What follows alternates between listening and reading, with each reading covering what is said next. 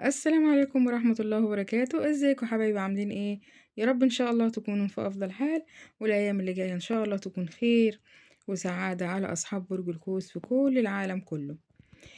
شهر رمضان دخل كده علينا بالخير والفرح.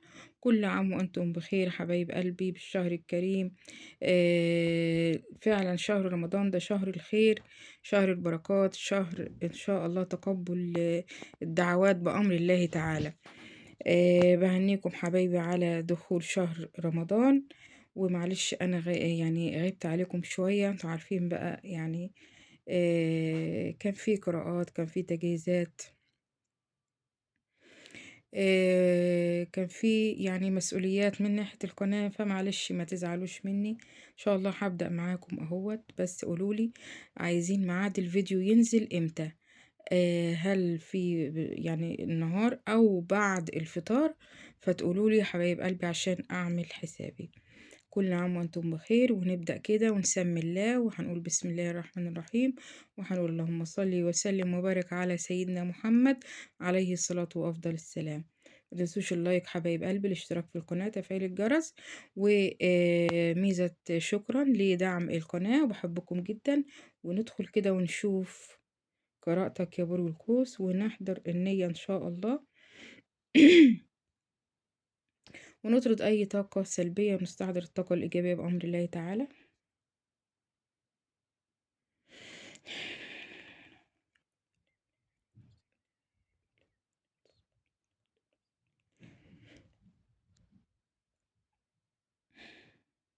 برج القوس، بدايتك وبداية القراءة بتاعتك إن كان فيه صلح وانت لغيته، وانت ما وافقتش بيه خالص نهائي. كان فيه صلح عشان يعني حد من دمك عرض عليك ان انت تصالح شخصيات معينة، علشان طبعا الشهر الكريم والشهر المفترج والكلام اللي انتوا عارفينه ده.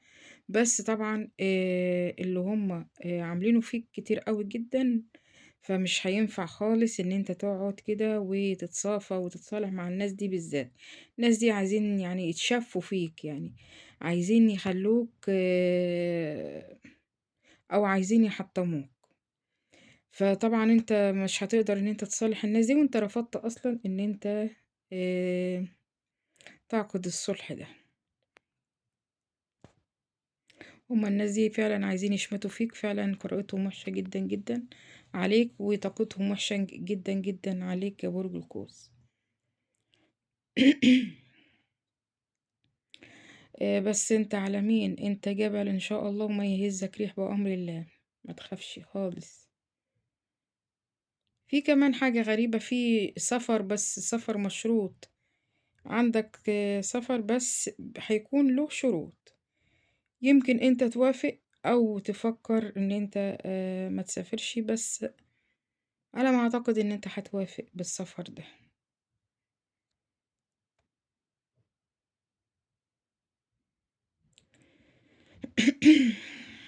لا انت هتسافر. هو في سفر بس بشروط زي ما قلت لك. عندك استثمار واموال ليك يا برج القوس، سبحان الله. يعني انت كنت يعني مش في دماغك اصلا الاستثمار ده، وهيجيلك عن طريق الصدفة، هيجيلك عن طريق الصدفة، حتى هيعرض عليك ان انت تستثمر معاه. يعني انت في الاول هتقوله طب منين اجيب لك؟ منين انا مش معايا؟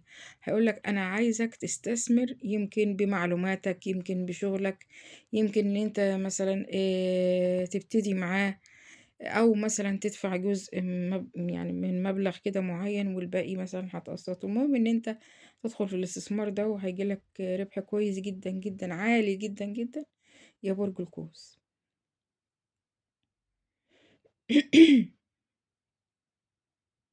هتطور من نفسك وهتتعلم اكتر من لغة يا برج القوس، خلي بالك. انت هتطور من نفسك وهتتعلم اكتر من لغة، بس هتغير حياتك. انت هتغير حياتك من الالف للياء، هتغيرها يعني بشكل ملحوظ، لان انت خلاص انت قررت بكده، انت قررت بكده. يعني بالعربي كده أو بالعامية هيقولك أنت غيرت جلدك يا فلان. أنت هتطلع مثلا من دايرتك، أو هتطلع من مثلا من شيء معين يعني. فمش هيهمك كلام حد. انت مش هيهمك كلام حد يا برج القوس. انت اهم شيء ان انت تحصل على حاجة معينة. في عندك مساندة مالية ان شاء الله، عندك مساندة مالية بأمر الله.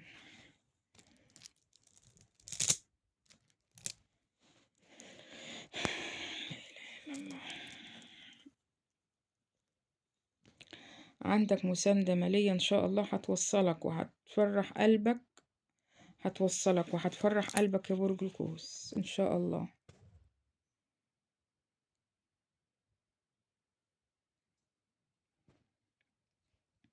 في حاجة انت متردد فيها قوي، في حاجة انت متردد فيها، يعني تعملها ما تعملهاش تكملها، عمال كده ايه، كل يوم بحال. بص يا برج القوس، انت لو فقدت شيء، لو انت فقدت شيء او شيء عندك ما تمش، اعرف ان جايلك شيء احسن منه بكتير جدا. الناس اللي هي الفترة اللي فاتت دي مباشرة فقدت شيء، شيء عندها ما كملش، شيء يعني ما كنتش متوقع ان هو يبقى كده لا، انت جايلك شيء احسن منه بكتير. والله جايلك حاجة يعني هتنسيك اللي فات كله، وعوض حلو جدا جدا من عند رب العالمين. بس انت قول يا رب، دايما قول يا رب، قول يا رب، قول يا وهاب ان شاء الله. في جارة حاسدة ابعد عنها يا برج القوس. جارة عندك حاسدة جدا جدا، والله يعني انا مش عايزة بس حاجات غريبة. هي بتبص في الباسكت بتاع الزبالة بتاعك، والله يعني بتشوف انت بتاكل ايه وبتشرب ايه وبترمي ايه وتلقح ايه يعني، والكلام شغال شغال. عشان كده انت حاسس بإرهاق شديد في جسمك، ويعني زهقان، وحاسس ان انت شايل شيلة تقيلة قوي. حاسس ان جسمك تقيل الفترة دي. بس تحصنوا من الحسد ضروري، ضروري ضروري. بس خلي بالك يا برج القوس، في حد بيسجل لك او حد يسجل لك مكالمة معينة، هيساومك بيها، هيساومك بالشيء ده.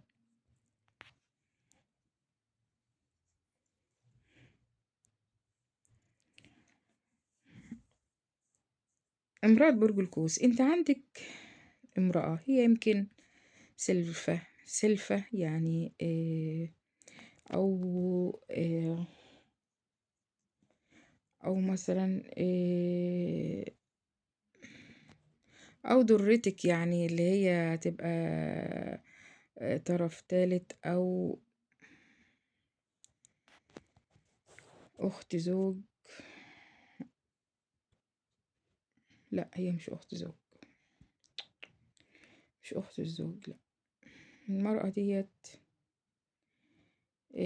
عاوزة تأذيكي بشيء خطير، يعني خلي بالك قوي. يعني لا يهمها رمضان، ولا يهمها الأيام الحلوة الجميلة المباركة اللي احنا فيها. يعني بني آدمة بصراحة مش عارفة يعني ايه الغل اللي جواها ده ليكم يا برج القوس، يعني حاجة غريبة.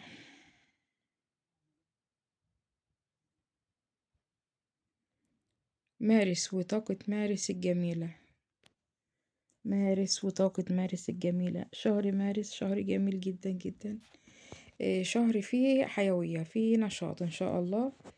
هتسترجع نشاطك وحيويتك، هتقول لأ خلاص اللي فات مات، وهتفتح صفحة جديدة مع حد مقرب منك. يعني لأ، هو حد من أبنائك.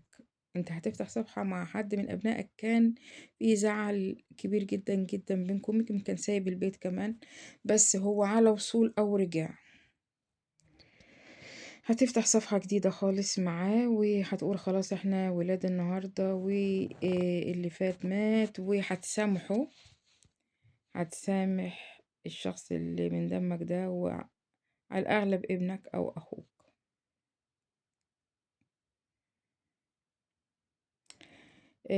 هتركز على حياتك العملية الأيام ديت جدا، وعندك إنجازات كبيرة إن شاء الله مصحوبة بأموال، بقى عندك مال يعني، عندك مال أموال.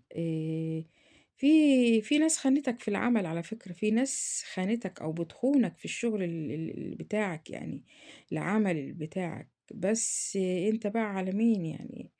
مش هيقدر او مش هيقدروا يوقفوك او يوقعوك او يأذوك. لا لا لا، انت اكبر من كده بكتير، انت عندك عزيمة وعندك إرادة، وفعلا عاوز تنجز كده ويبقى اسمك كده مميز يعني. في ترقية عندك ان شاء الله، ترقية بأمر الله.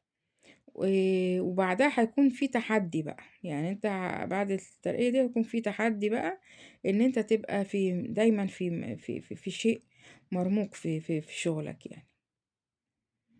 طيب عندك عزومة مرفوضة، عندك عزومة مرفوضة.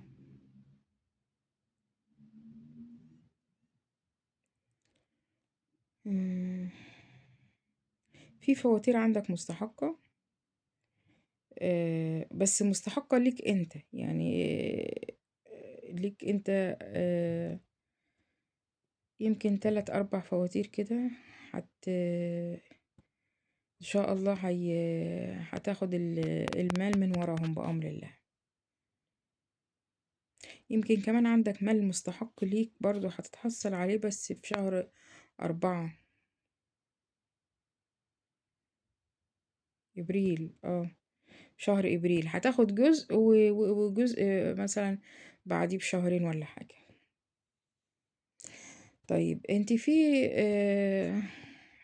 أنثى برج القوس، في شخص هيتقدم لك يعني، خلاص على الأبواب اهو. طيب معانا الحروف، معانا الحروف.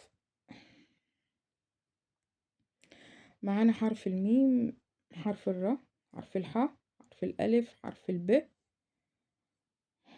ومعانا حرف الواو والدال. الشخص اللي هيتقدم لك ده هيحكي لك على ظروفه، وهيقول لك مثلا ان هو عايز يبدأ معاكي، و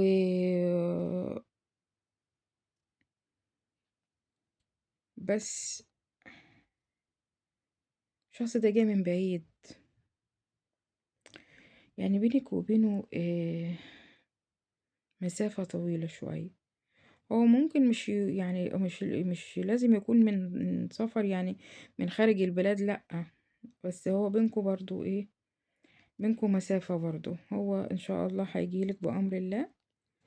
لو في أي عقبة مثلا في الأول، بس في إن شاء الله قبول، وفي نصيب بأمر الله تعالى إن شاء الله. عاوز تهادي حد، انت عاوز تهادي حد، بس بتقول مثلا انا مش معايا اجيب حاجة غالية او فخمة او كده، فعاوز تجيب حاجة رمزية. بس صدقني والله والله، حاجة رمزية اللي انت هتجيبها دي هتفرح بيها الحد ده خالص يعني، هيكون احسن من حاجات كتيرة قوي غالية. وبعديها يعني هيبقى فيه مفاجآت لك حلوة جدا جدا بعد ما تهادي الشخصية دي ان شاء الله.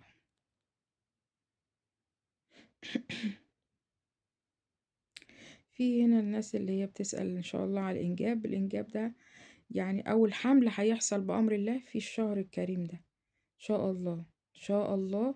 في حمل بعد يعني حاجات كتيرة قوي، بعد يعني اكتر من مرة كان حصل حمل ونزل، بس ان شاء الله هيتم المرة ديت وهيكون بأمر الله. هتعمل تحليل إن شاء الله في الشهر ده بأمر الله، يمكن 22 رمضان إن شاء الله هيجيلكم من الخبر الحلو ده عن الحمل بأمر الله. ربنا يا رب إن شاء الله يتمم عليكم حملكم، يبقى عندكم ذرية كده إن شاء الله صالحة، وولاد كتيرة جدا جدا بأمر الله. لو تعثّرت في المال شوية، والله صدّقني أنت جاي لك يعني بحر من الأموال إن شاء الله، عندك بحر من الأموال إن شاء الله. بتدوّر على بقى لك يومين كده بتدوّر على خرزة زرقا كنت أنت شايلها من زمان، من سنين، بتدوّر عليها أو بتدوّري عليها مش لاقياها، طيب ماشي مش مشكلة دي خالص، مش مشكلة دي خالص، هتروحي مكان حد هيدّيكِ فيه حاجة هيقول لِك دي هتبقى وش السعد عليكِ أو عليك، تمام، وقولوا لي في التعليقات والكومنتات واتصالات وكده يعني. أصحاب برج القوس حبايب قلبي، ما تنسوش بقى تكتبوا لي كده عايزين الفيديو ينزل لكم في أي وقت عشان الشهر الكريم ده، وتكونوا كده متجمعين وفي السهرة سهرانين أو بالنهار كده فاضيين. أتمنى لكم كل الخير وكل السعادة، متنسوش اللايك الاشتراك في القناة، دعموا القناة بميزة شكرا.